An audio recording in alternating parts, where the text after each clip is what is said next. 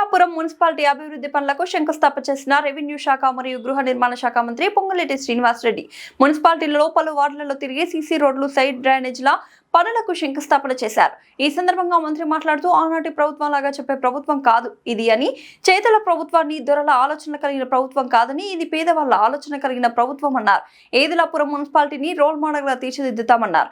ఈ కార్యక్రమంలో Ponguleti Srinivasa Reddy, camp incharge Dayakar Reddy మరియు నీలకొండపల్లి మండల నాయకులు రాయపూడి నారాయణరావు మరియు ఏదిలాపురం గ్రామ ప్రజలు పాల్గొన్నారు.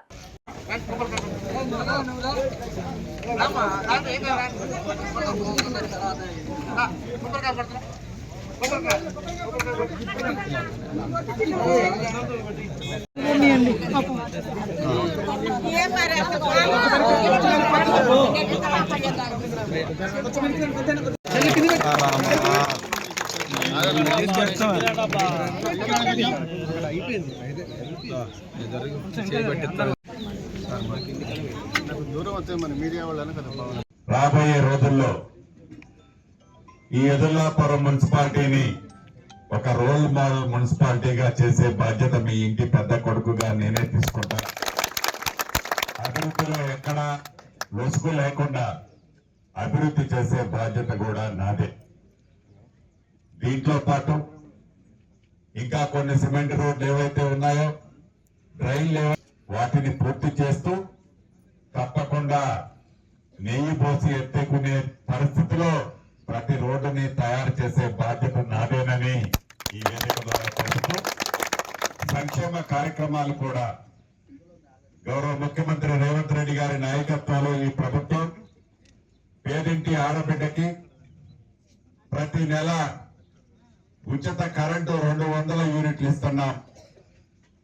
ఆడబిడ్డ ఆర్టీసీ బస్సులో ఎంత దూరం ప్రయాణం చేసినా ఉచిత బస్సు సౌకర్యాన్ని కల్పించాం. రైతును రాజు చేస్తానని చెప్పిన దాంట్లో భాగంగా సన్నధాన్యం వేసిన రైతన్నకి మద్దతు ధరతో పాటు క్వింటాలకు 500 రూపాయలు బోనస్ ఇచ్చాం. ప్రభుత్వం వచ్చిన మొదటి 9 నెలల్లోనే 26 లక్షల మంది రైతన్నలకు 21,000 కోట్ల రూపాయలు, 2 లక్షల రూపాయల వరకు రుణమాఫీ చేశాం. ఆనాటి ప్రభుత్వం కాదు, పేదవాళ్ళకి పెద్దోళ్ళు తినే సన్న బియ్యాన్ని ప్రతి ఆడబిడ్డ తినాలి అని సన్న బియ్యాన్ని ఈ ప్రభుత్వం ప్రతి ఆడబిడ్డకి ఇచ్చింది. రేషన్ కార్డు ఇవ్వాలని జ్ఞానం ఆనాటి ప్రభుత్వానికి లేకపోతే అర్హులైన ప్రతి పేదవాళ్ళకి రేషన్ కార్డులు ఇవ్వటమే కాకుండా పాత రేషన్ కార్డులలో ఏదన్నా పేర్లు మిస్ అయితే ఆ పేర్లు కూడా కొత్త ఎక్కించాం. ఇక ఇళ్ల విషయం మీకు తెలియంది కాదు, పేదవాడికి ఆత్మ గౌరవానికి చిహ్నంగా ఉండే ఇల్లు ఇవ్వాలనే ఆలోచన ఆ ప్రభుత్వానికి రాలా.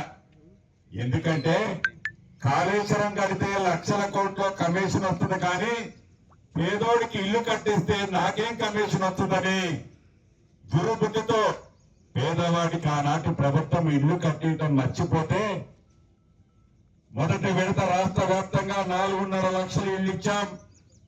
ఇక్కడ కూడా 80 ఇళ్లు మన ఈ డివిజన్ లో కూడా ఇవ్వటం జరిగింది. ఇది ఒక విడతే ఇచ్చాం. రేపు ఏప్రిల్లో మళ్ళిస్తాం. ఇచ్చింది కాకుండా ఇంకా 3 సార్లు అర్హులైన పేదవాళ్ళకి ఇందిరమ్మ ఇల్లు ఇస్తాం. అది కూడా నీవు ఏ కులమని అడగం, నువ్వు నాకు ఓటేస్తావా ఏవా అని అడగం. నువ్వు పేదవాళ్ళు అయి ఉంటే చాలు, ఓటుని మనసుకు తగ్గట్లేసుకొని అర్హులైన ప్రతి పేదవాడికి ఇందిరమ్మ ఇల్లు ఇవ్వటమే కాకుండా ప్రతి సోమవారం నాడు 1 రూపాయి లంచం లేకుండా మీ ఖాతాకి మీరు కట్టిన ఇంటి లెవెల్ను బట్టి డబ్బు కూడా జమ చేసే కార్యక్రమాన్ని చేపట్టి ఇస్తున్నాం. పేదవాడి కష్టం తెలిసిన ఈ ప్రభుత్వం, మీ దీవెళ్లతో వచ్చిన ప్రభుత్వం భవిష్యత్తులో మరిన్ని సంక్షేమ కార్యక్రమాలు చేయడమే కాకుండా నా పెద్ద కిట్ నాకెళ్ళి చూస్తుంది, ఇళ్ల స్థలం ఉన్నోడికి ఇస్తున్నావయ్యా, మరి నాకు ఇళ్ల స్థలం లేదు, నాకు ఇల్లు ఎట్టని చూస్తుంది. అన్నాది బాబు గారు మిగతా నాయకులను అడుగుతున్నారు, అన్నా ఇంకా ఇళ్ల స్థలాలు కొన్ని పేదోళ్ళకి ఇవ్వాలన్నా అని అడుగుతున్నారు.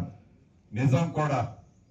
ఆ శాఖ మంత్రిని, ఇళ్ల మంత్రిని నేనే, ఇళ్ల స్థలాలు ఇచ్చే మంత్రిని కూడా నేనే కాబట్టి తప్పకుండా గతంలో తీసుకున్న వాళ్ళు ఎవరైతే ఉన్నారో అర్హులైన వాళ్ళు ఉన్నారో ఈ ఎన్నికల కోడ్ అయిపోయిన తర్వాత అర్హులైన పేదవాళ్ళందరికీ ఇళ్ల స్థలం కూడా ఇచ్చే బాధ్యత మీ ఇంటి పెద్ద కొడుకుగా నాదేనని నా ఆడబిడ్డలకు చెప్తున్నాను.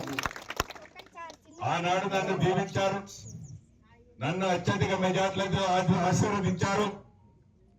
రాబోయే రోజుల్లో ఏ వ్యక్తిని మీ దగ్గరగా పంపించినా మీ చల్లని చూపు, మీ చల్లని కరుణ ఆ వ్యక్తి మీద పూర్తిగా వెన్నెల్లా చూపించాలని మీ అందరినీ మనస్ఫూర్తిగా కోరుతూ మీ అందరి దగ్గర సెలవు తీసుకుంటాను.